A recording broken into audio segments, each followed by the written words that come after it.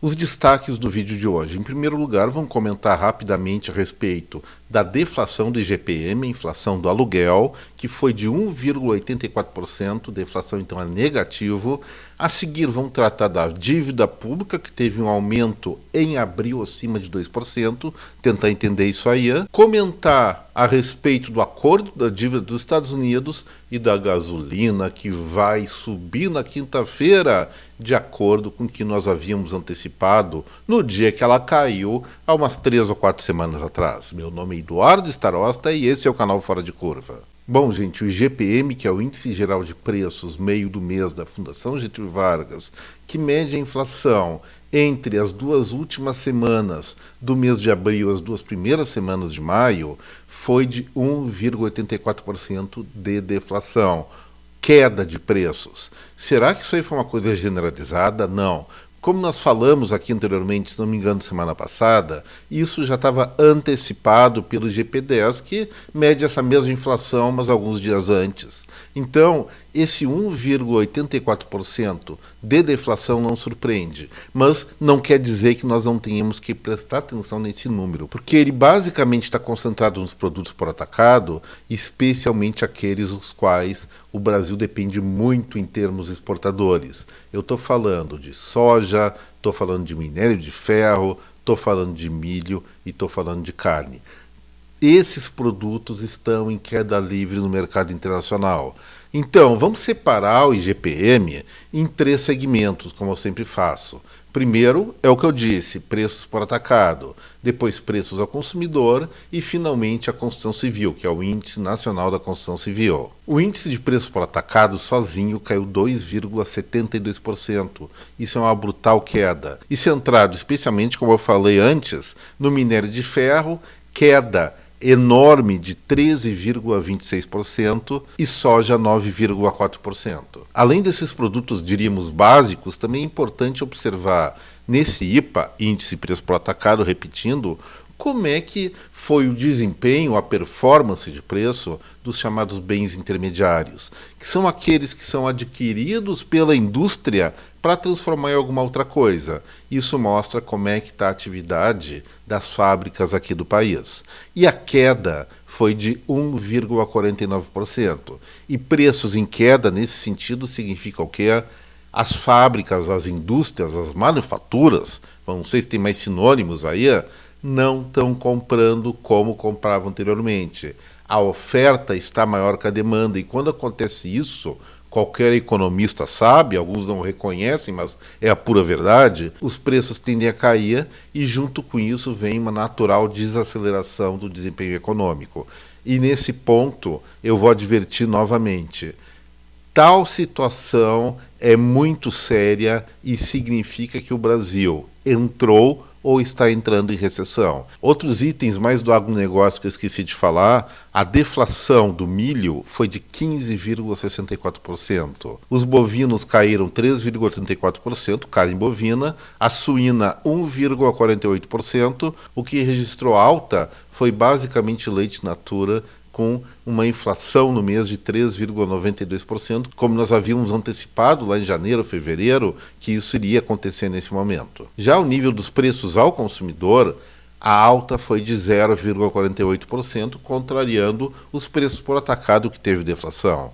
0,48% realmente é uma progressão de preços bem menor do que nós estávamos acostumados na virada do ano, mas ainda não dá base para o Banco Central, como eu falo, baixar juros. Isso aí só vai acontecer quando os preços ao consumidor, especialmente do IBGE e IPCA, final do mês, ficar abaixo de 0,35%. E nesse ponto, gente, o que vem subindo, ao contrário dos períodos anteriores, é exatamente a alimentação. A alta pelo IGPM foi de 0,79%, o que evidentemente é um dado preocupante e pode aumentar ainda mais no futuro próximo. Já o INCC deu uma acelerada Em abril foi de 0,23% de alta, agora em maio a variação foi de 0,4%. Ou seja, o custo da construção civil está subindo pelo menos um pouquinho acima do desejável ou do razoável. E aí, nesse contexto, o que me preocupa mesmo são preços por atacado. Já existe muita propriedade de grandes dimensões falando em prejuízo pela queda do preço internacional. Isso afeta, sim, diretamente a grande maioria dos municípios do Brasil, que, vamos lembrar, tem uma população de até 50 mil habitantes. Em resumo, esse dado realmente não é surpresa, como eu falei, mas também, como eu disse, é sim preocupante.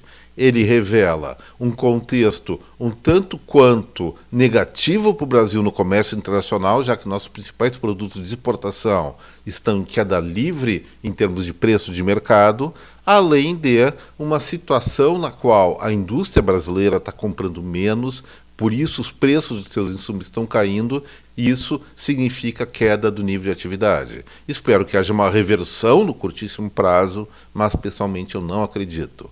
O Brasil, sim, aparentemente, com algum grau maior de consistência do que o aparentemente, está entrando num processo de desaceleração da economia e possivelmente uma recessão.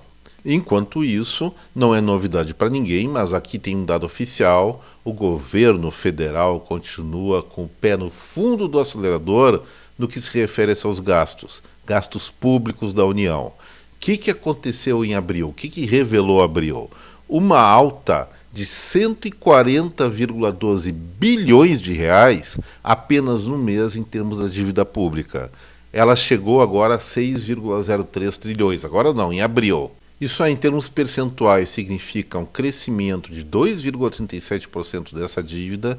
E vamos lembrar, dívida pública significa, no frigir dos ovos, que o Estado está gastando, no caso o Estado, desculpem, é o governo federal, está gastando mais do que arrecada. E isso, para ter uma recuperação, para pagar, para cobrir esse déficit, tem duas maneiras: ou cortar custos, que parece que é o que não está acontecendo, ou aumentar a arrecadação de impostos. Com uma economia desacelerando, como é que se arrecada mais?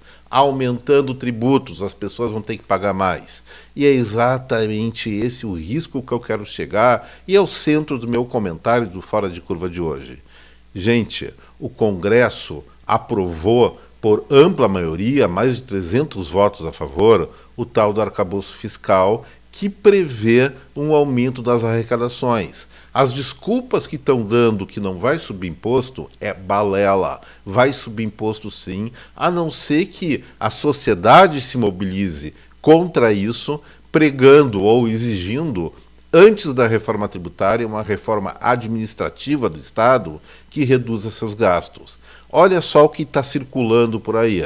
Já falei esses dias a respeito da volta da CPMF, já falei também de uma nova retributação dos importados abaixo de $50, e também agora está se comentando muito a respeito da retirada das desonerações. O que é retirada das desonerações, que eles falam que não é aumento de impostos? Simplesmente é tirar alíquotas tributárias menores de certos segmentos da economia para arrecadar mais. E o que acontece com esses certos segmentos da economia?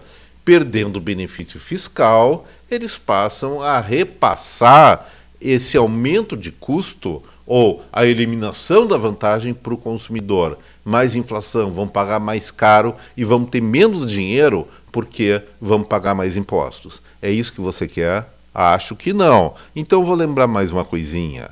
Depois de amanhã, eu falei há muito tempo isso, há mais de 2 semanas isso, mas vou relembrar.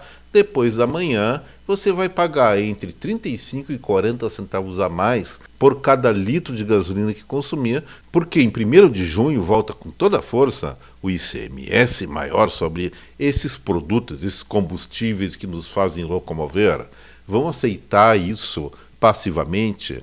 Vamos encarar isso? Tá, subiu, pronto, foi boa a festa, acabou? Não. Isso aí é a alta de carga tributária, gente. Mesmo que no passado recente, lá por junho, os preços dos combustíveis estivessem muito altos, isso foi feito como uma forma de reduzir esse custo para a população, O fato é o seguinte: isso significa, no frigir dos ovos, mais dinheiro do seu bolso que vai para os governos, aí no caso, estaduais. Falando nisso, o governador da sua unidade da federação gasta bem o dinheirinho que você manda para ele? Faça essa avaliação e se posicione, por favor, ou fique quietinho. A decisão é de cada um. E como último assunto do Fora de Curva de hoje, eu não posso deixar de comentar a respeito de algo que eu já falei alguns meses atrás. Estava todo mundo falando, todo mundo especulando, pelo menos no mercado financeiro, a respeito daqueles debates entre o Partido Democrata e os republicanos nos Estados Unidos por conta do limite dos gastos da federação deles lá. E falavam, não, a gente não vai permitir que se aumente os gastos. E eu disse antecipadamente, olha gente, não vamos nos assustar com isso, é tudo politicagem deles, querem valorizar o Partido Republicano, que é a oposição, quer valorizar o seu peso nas despesas orçamentárias, então está criando essa maneira de trancar momentaneamente despesas futuras, mas eles não são loucos de fazer o que chamam de um default, um calote das contas que devem pagar. Então, hoje o mercado, em tese, se surpreendeu com o acordo norte-americano, o dólar subiu um monte, porque se valorizou, claro, mas é balela. Isso era fava contada, lógico que ia ter esse acordo, e quem especulou nesse ambiente, ficando nervoso com a situação, perdeu seu tempo. Isso ia acontecer de qualquer forma. E aí, o último assuntinho, rapidão aqui, que eu achei um grande absurdo, mas antes disso, deixe seu like,